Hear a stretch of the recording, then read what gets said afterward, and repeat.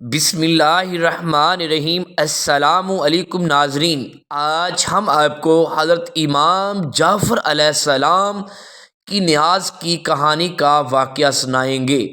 ایک شہر میں لکڑہارا رہا کرتا تھا، بہت ہی زیادہ غریب تھا، لکڑیاں بیچ کر اپنا گزر بسر کرتا تھا۔ ایک دن اپنی بیگم سے کہنے لگا، ساتھ والے شہر میں جاتا ہوں، محنت مزدوری ڈھونڈتا ہوں یا کوئی اور کاروبار کرتا ہوں جس سے ہمارے حالات بہتر ہو جائیں گے۔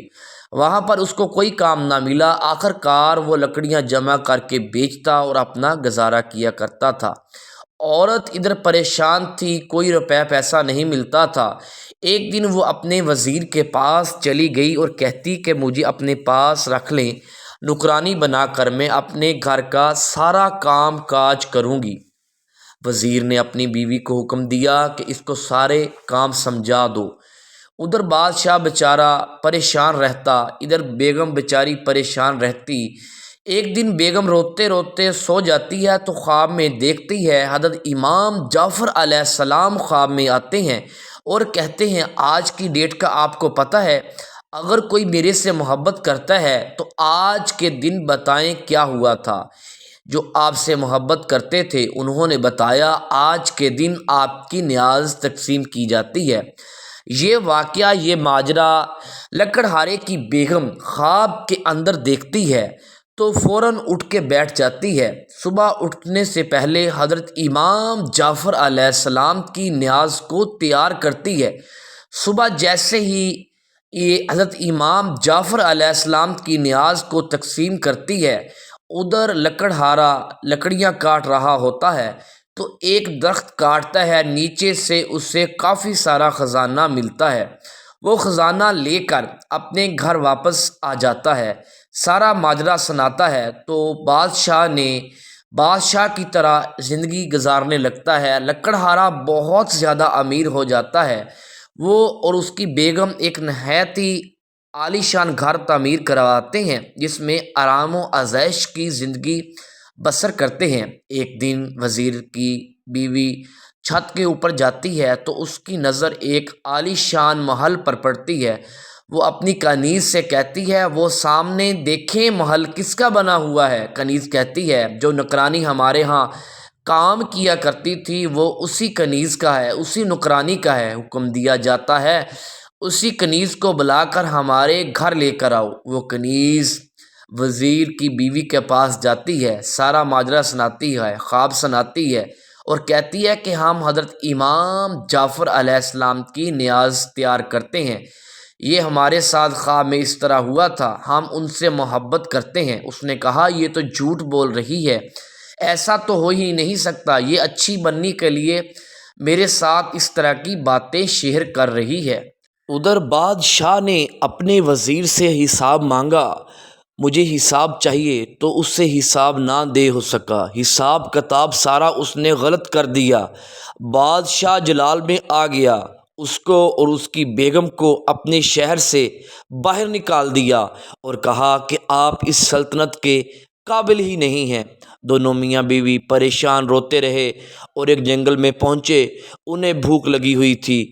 راستے میں انہوں نے ایک تربوز خریدا اور انہوں نے ایک کپڑے کے اندر باندھ لیا کہ آگے جا کے ٹھنڈا کر کے ہم کسی دریا کے کنارے بیٹھ کر کھائیں گے۔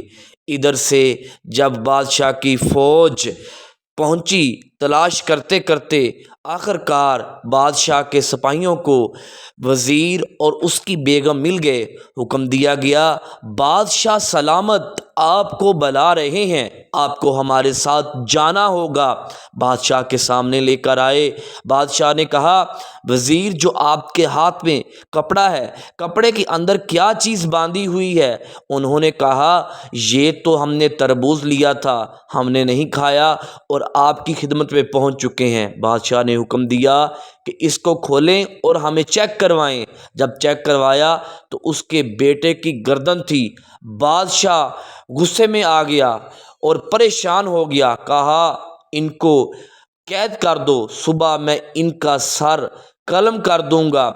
دونوں میاں بیوی وزیر اور اس کی بیگم رات کو آپس میں پوچھتے ہیں کیا غلطی ہوئی ہے جو ہمیں اس غلطی کی سزا مل رہی ہے؟ بیوی نے کہا ہاں مجھے ایک موقع یاد آ گیا ہے، فلاں لکڑہارا امیر ہوا ہے، اس جگہ پر رہتا ہے، ہمارے محل کے ساتھ ہی رہتا تھا، وہ بہت امیر ہوا ہے۔ ایک دفعہ میں چھت پر گئی تھی، میں نے اس کی محل دیکھا، اس کی کنیز کو اپنی طرف بلایا، اس کا میں نے مذاق بنایا تھا، اسی چیز کی ہمیں سزا مل رہی ہے۔ وزیر نے کہا اللہ والا تھا، ساری اسی غلطی کی کوتاہی کی سزا ہے، ہمیں معافی مانگنی چاہیے۔ معافی مانگی اور کہا کہ آج کے بعد حضرت امام جعفر علیہ السلام کا ہم ختم ہر سال باقاعدگی کے ساتھ دلوائیں گے اور نیاز بھی تقسیم کریں گے۔ مشکل ان کی ٹل گئی۔ صبح کا وقت ہو گیا، بادشاہ کا بیٹا موج مستی کرتے ہوئے اسی دربار کے اندر آ پہنچا، گھوڑے پر بیٹھا ہوا تھا۔ بادشاہ سلامت دیکھ کے حیران پریشان ہو گیا۔ فوراً قید سے وزیر اور اس کی بیگم کو بلایا گیا، سارا ماجرا پوچھا، انہوں نے بھی اپنا ماجرا سنایا کہ ہمیں اس غلطی کی سزا ملی ہے۔ بادشاہ سلامت اور اس کے وزیر نے عہد کیا کہ ہم 22 رجب کو حضرت امام جعفر علیہ السلام کا ختم شریف نیاز ضرور پکایا کریں گے، ضرور تقسیم کیا کریں گے۔